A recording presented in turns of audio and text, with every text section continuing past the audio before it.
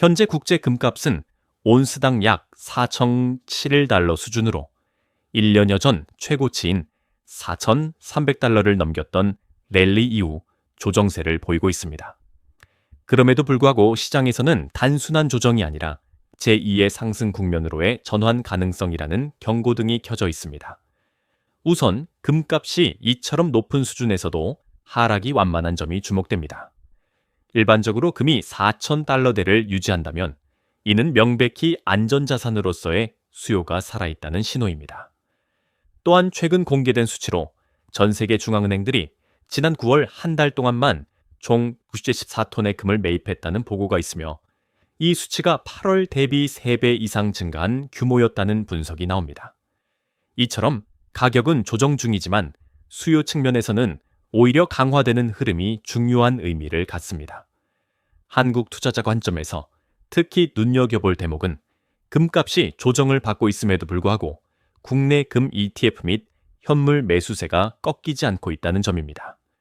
즉 시장 참여자들이 단기적인 조정이라는 판단 아래 지금이 매수 기회로 인식하고 있다는 것입니다. 결론적으로 이 첫 번째 파트에서 말하고자 하는 것은 금 가격이 최고치 수준에서 조정을 거치고 있으나 이는 단순한 하락이 아닌 지속적 상승 가능성을 품은 조정이라는 점입니다. 이에 따라 조정 중에서도 안전자산으로의 금이라는 메시지를 분명히 인식해야 합니다. 9월 한 달 동안 전 세계 중앙은행들이 매입한 금 규모는 총 34톤으로 집계되며 이는 전월 대비 3배 이상 증가한 수치입니다. 이 중에서 가장 큰 비중을 차지한 국가는 단연 중국으로 15톤을 단독 매입하며 글로벌 수요를 실질적으로 이끌었습니다. 중요한 점은 이번 증가가 일시적인 변동이 아니라 최근 3년간 이어지고 있는 구조적 매입 트렌드의 연장선이라는 것입니다. 시장에서는 이 같은 흐름을 두 가지로 해석하고 있습니다. 첫째, 지정학적 리스크가 확대되는 환경에서 중앙은행들이 외환 보유고의 안전성을 높이기 위해 금 비중을 강화하고 있다는 점입니다. 러시아, 중국, 중동을 중심으로 한 달러 위험 회피 움직임이 두드러지면서 금이 전략적 자산으로 재부상하고 있습니다. 둘째, 미국의 금리 인하 기대가 커지면서 비달러 자산으로의 이동이 가속화되고 있다는 점입니다. 골드만삭스는 이러한 매입 속도가 유지될 경우 향후 중앙은행들의 월 평균 금 매입량이 80톤 수준까지 확대될 수 있다고 전망했고, 이는 중장기적으로 금 수급을 더욱 타이트하게 만드는 요인으로 평가됩니다. 또한 이 같은 매입 속도는 단기 금값 조정과 무관하게 기관 수요의 방향성은 확고하다는 신호로 작용합니다. 실제 금값이 온스당 4,000달러 초반으로 내려왔음에도 중앙은행들은 매입을 멈추지 않았고 오히려 조정 구간을 전략적 매수의 기회로 활용하고 있습니다. 결론적으로 9월의 64톤 매입 증가는 중앙은행 수요의 구조적 강세를 재확인시켜주는 지표이며 이는 향후 금값의 하방을 강하게 지지하는 핵심 요인으로 작용할 가능성이 높은 상황입니다. 골드만삭스는 최근 보고서에서 중앙은행들의 금 매입이 급증하는 핵심 원인을 지정학적 리스크 확대와 금융 시스템 불안에 대한 해지 수요로 규정했습니다. 실제로 중동 분쟁, 미중 갈등, 러시아 제재 등 불안 요인이 겹치면서 각국은 달러 의존도를 줄이고 안전자산 비중을 높이는 방향으로 움직이고 있습니다. 특히 미국의 금리 인하 기대가 커지면서 실질 금리가 장기적으로 하락할 가능성이 부각되고 있는데 이는 전통적으로 금 가격 상승을 촉발해온 주요 요인입니다. 금리가 낮아지면 금을 보유하는 기회 비용이 줄어들기 때문에 기관들은 선제적으로 매입을 확대하는 것입니다. 또한 글로벌 외환 시장에서 달러 강세가 정점을 지나고 있다는 평가가 늘어나면서 비달러 자산으로의 이동이 더욱 빨라지고 있습니다. 골드만삭스는 이러한 환경을 근거로 내년 말 금값이 온스당 4,900달러까지 상승할 수 있다고 전망했고 일부 글로벌 투자은행들 역시 5,300달러 수준을 제시하며 중장기 상승 가능성을 높게 보고 있습니다. 중요한 것은 이번 매입 트렌드가 단순한 경기 사이클이 아니라 정치, 안보, 금융 리스크가 결합된 구조적 변화라는 점입니다.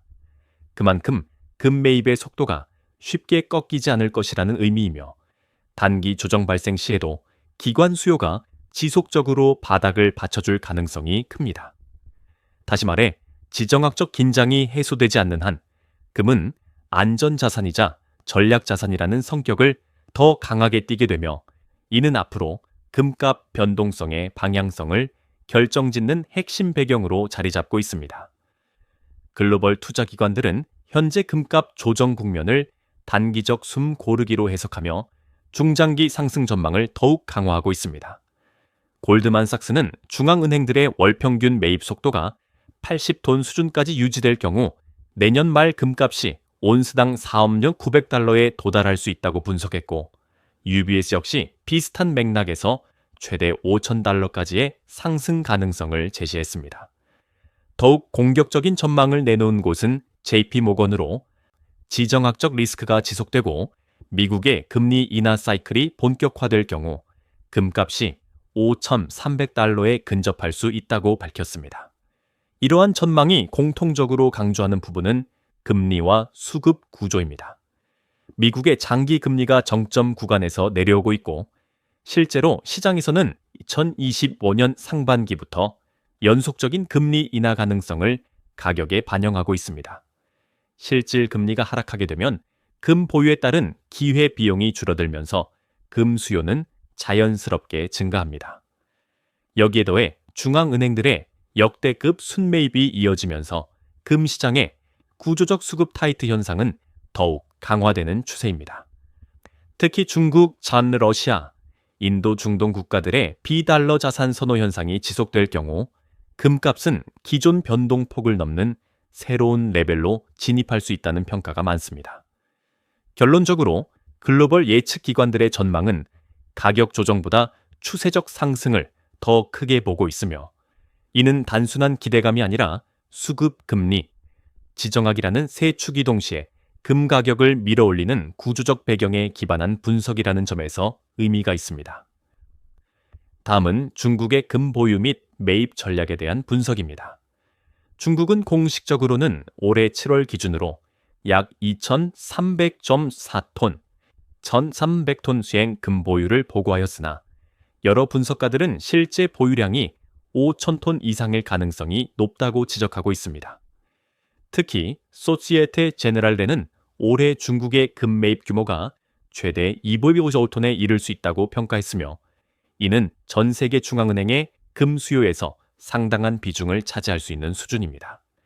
중국이 이처럼 공개 수치 대비 훨씬 많은 금을 비밀리에 축적하는 것은 두 가지 전략적 목적이 있습니다. 첫째는 달러 의존도를 줄이기 위한 포석, 즉 달러 중심의 외환 구조가 미국의 금융제재 등에 노출될 가능성이 있다는 인식에서 비롯됩니다. 둘째는 지정학적 리스크가 고조되는 가운데 금리를 통한 기회 비용 감소와 함께 금을 전략적 비축 자산으로 활용하려는 움직임입니다. 다만 이러한 전략이 시장에 명확히 드러나지 않는다는 점이 문제입니다. 중국이 매입량을 투명하게 공개하지 않기 때문에 시장에서는 실제 수요가 얼마나 강한지 예측하기 어려워졌고 이로 인해 금 가격 변동성 또한 커지는 원인이 되고 있습니다. 결론적으로 중국의 숨은 금 매입은 단순한 재고 증가가 아니라 글로벌 금융 및 지정학 구도 변화에 대응하는 전략적 행동이며 이 같은 움직임은 향후 금값의 중장기 방향성과 수급 타이트화 여부를 판단하는 데 있어 매우 중요한 변수로 작용할 것입니다. 중국의 비공식적이고 공격적인 금 매입은 글로벌 금시장 전반에 구조적인 파장을 일으키고 있습니다. 우선 가장 큰 영향은 수급의 불균형 심화입니다. 중국이 공식 통계에서는 월 2호톤 내외만 매입했다고 발표하지만 실제로는 연간 최대 250톤 수준까지 비공식 매입이 이루어지고 있다는 분석이 많기 때문에 시장에서는 실물금의 가용 물량이 빠르게 줄어드는 압력이 발생하고 있습니다. 특히 중국, 러시아, 중동의 금 매입이 동시에 강화되면서 공급은 제한적이고 수요는 구조적으로 증가하는 전형적인 강세장이 형성되고 있습니다. 두 번째로는 가격 변동성 확대입니다. 중국이 매입 규모를 투명하게 공개하지 않기 때문에 시장 참여자들은 실제 수요가 어느 수준인지 판단하기 어렵고, 이로 인해 금 가격은 상대적으로 작은 뉴스에도 민감하게 반응하는 경향이 나타나고 있습니다. 세 번째는 ETF, 파생시장으로의 파급 효과입니다. 실물금 부족과 수급 타이트화는 아시아 지역 프리미엄 상승으로 이어지고 있으며, 이는 한국 포함 아시아 투자자들 입장에서 현물 가격과 ETF 가격 간 괴리가 확대될 수 있는 요인으로 작용합니다. 마지막으로 중국의 금 매입은 글로벌 외환 구조를 재편할 가능성을 내포하고 있습니다. 달러 중심의 금융체계에서 벗어나기 위한 중국의 전략이 본격화될 경우 금은 단순한 안전자산을 넘어 대안준비자산으로서의 위상을 강화하게 되고, 이는 중장기 금값 상승 압력을 더욱 강화하는 방향으로 작용합니다.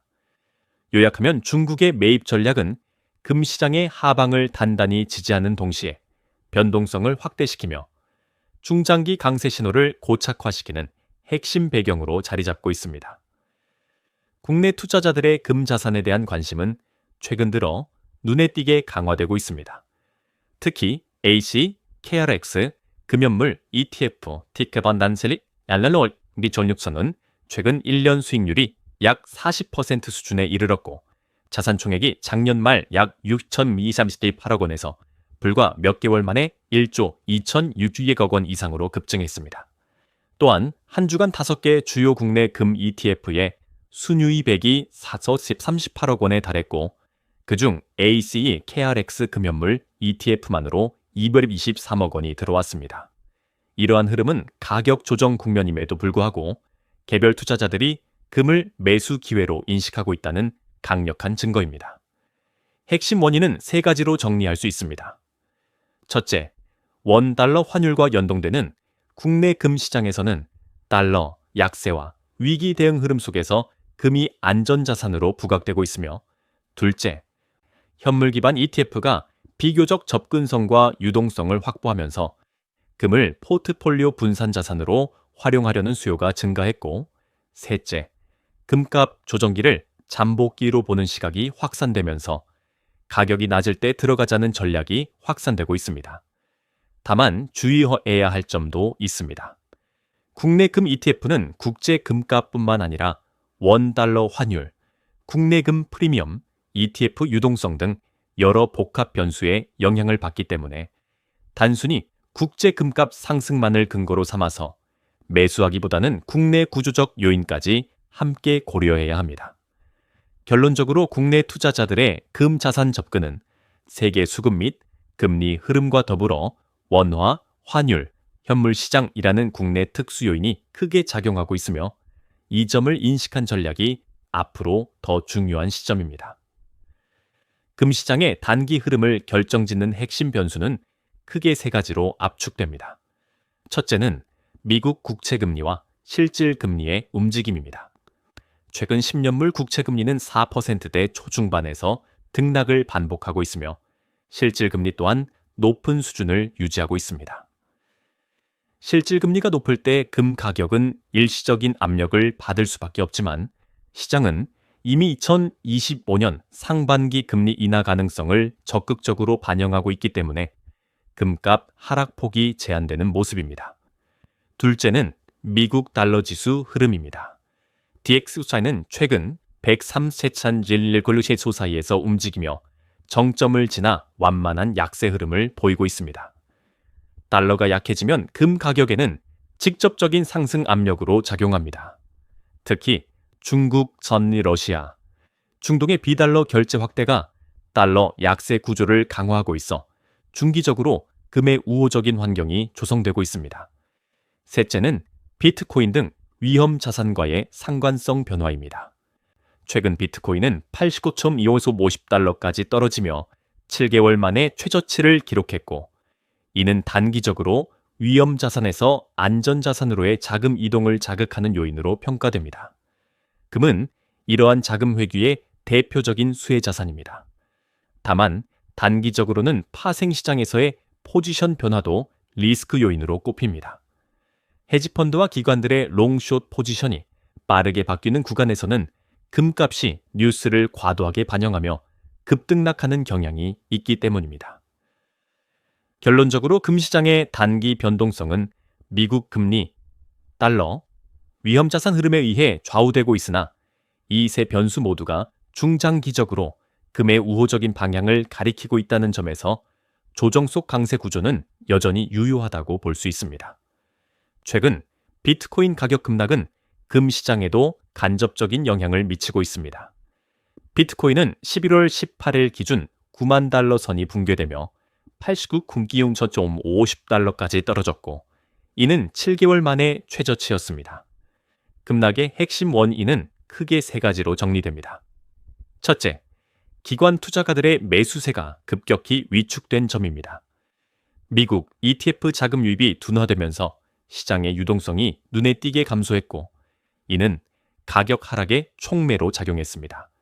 둘째, 단기 트레이더와 장기 보유자 양측에서 대규모 차익 실현 물량이 동시에 쏟아지면서 하락폭이 확대되었습니다.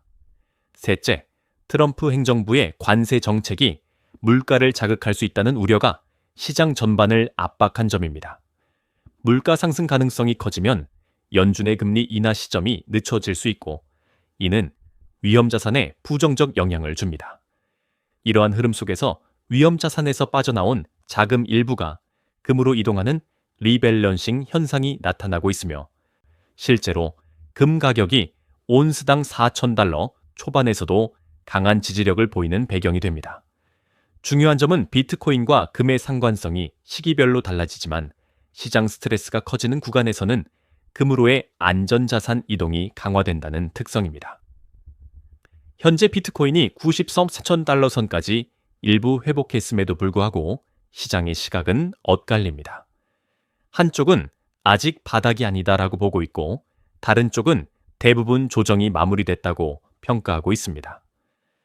결국 이 불확실성이 지속되는 동안 금은 상대적으로 더 안정적인 자산으로 인식되며 위험 회피 자금의 유입이 이어질 가능성이 높습니다.